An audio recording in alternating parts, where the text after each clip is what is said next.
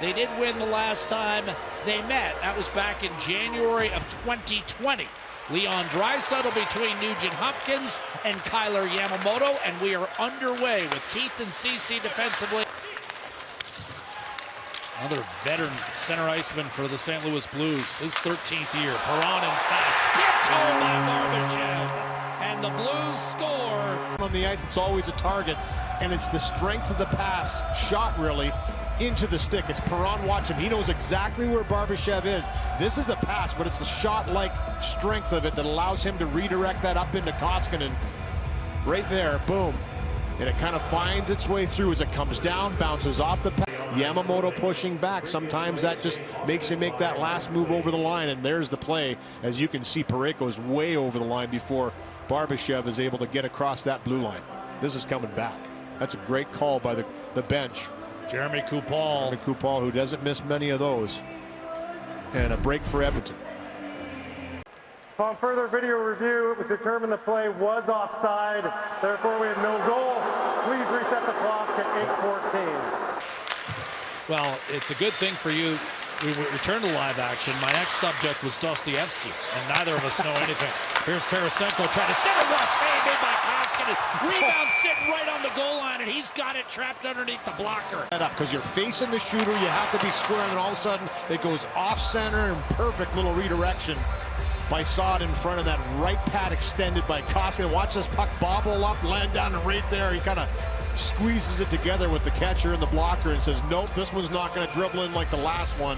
That's all 6'7" right there to deny the second opportunity. And the paddle. The paddle down. Those are awesome. Again, unsung for the Oilers in this 10-3 start has been the penalty kill. Power play's gotten a lot of attention. Buchnevich cross ice, one-timer score. And that perfect run on the road is over, buried by Kairu. He's got 6, and the Blues, this one will count, 1-0. Now playing with fire, given this power play this many early in the game especially, and just as the power play was starting, but it would have counted as one, and then a full 2-minute power play killed off, and then this one here go to work. And what a pass. Buchnevich with a backhand that goes right through the seam. This pass right here as he goes over Darnell Nurse, and then the down to one knee, and you know there was the same. Blues with control, shot Bortuzzo, save made by Koskinen, and then what a denial! Rister gets through, and just board work once again by the St. Louis Blues. Dugout right there by James Neal. He gets it back to Bortuzzo, and he just rips that little wrister. Just a quick little snapshot through, kind of bobbles around, takes a right-hand turn. Koskinen to Fogle, who just couldn't handle it. And right there, Draisaitl, a couple of opportunities created below the goal line, bringing it out to the middle. CC to Hyman as we come up on the horn. A centering pass, score! And just like that, this game is tied, and that will count. And what a drive by Zach Hyman. A nice little transitional play, and he just gets the feet pumping right here. And again, that's 3 opportunities in a row from below the goal line, passing out with somebody in front of the net. And it's Connor McDavid that just gets to this spot. Watch him kind of chop. Looking for its first lead. Nugent Hopkins rolled through the seam by Hyman, but not off the part of the stick he intended to. McDavid, one-timer, Draisaitl scores. The league's leading scorer makes no mistake off a sublime feed from McDavid. Edmonton does have its first lead of the night, 2-1. They can attack, and in formation, the pass attempted to go through to Draisaitl, gets picked off the stick of Hyman, then McDavid just goes to work. Just goes for a little skate, it opens up a little seam again. All eyes are focused on him, and bam, on the tape. And how many times have we seen Leon Draisaitl score from that spot? Bozak from Falk will gain the line. David Perron, and he was stripped. Didn't get the shot away. Pile up in front of Mikko Koskinen. Dug out. Fed along. Shot score. And we are tied. And I believe it's Robert Bortuzzo who picked up that loose puck in the high slot and fired it home for his first of the year. I think that ear-to-ear grin says it all there by Bortuzzo. Rolls off the end of his stick as he comes down, makes that move, wants to take the shot right there. The last stick by Nugent Hopkins. And here's where this puck's up for grabs. This is where Edmonton has won every puck throughout this second period, except for right there. And eventually it's fished out, and Bozak instantly goes.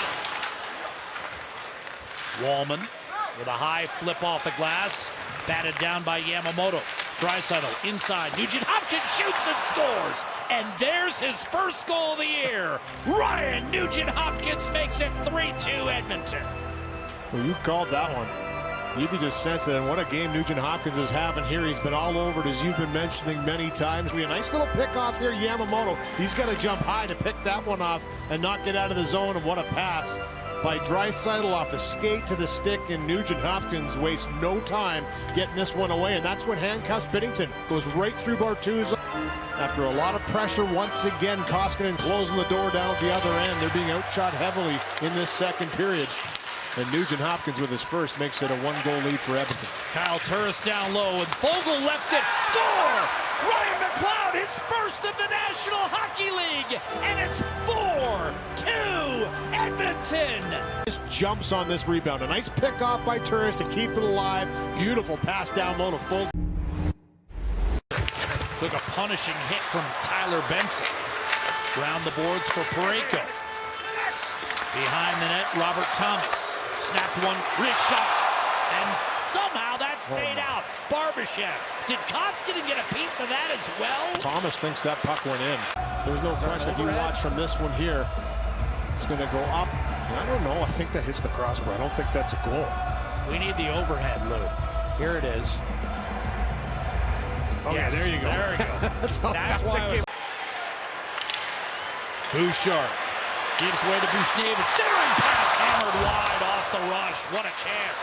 It was Tarasenko who missed. Now Thomas fired. Rebound. Buchnevich, Tomko, Tarasenko. And this game is tied once again. In tight. Just a little chip pass over to Buchnevich. And right there, that bouncing puck. You just can't elevate over Koskinen. This fan shot again. We've seen this so often. Bortuzzo doesn't get the shot away. Koskinen's reacting to that shot attempt, though. He tries to get back into position, and what a beautiful little pass. It goes right through the stick of Darnell Nurse. He gets a big chunk of it.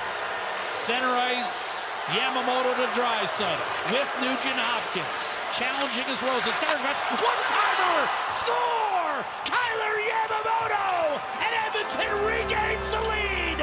5-4 with 27 seconds on the clock! On rushes up the ice, but Edmonton pushing down the stretch. And right here, fights off the check a little bit, and then stays with that puck. Draisaitl does what a pass onto the tape of Kailer Yamamoto. This puck is up on edge, and he follows through, much like the shot Kairu had in the second period. Finally does to O'Reilly, but we're down to 5 seconds. Perron looks up at the clock, and his shot deflected away at the horn. And Edmonton, thanks to Kailer Yamamoto's game winner, extracts the stuff of victory in St. Louis, 5-4.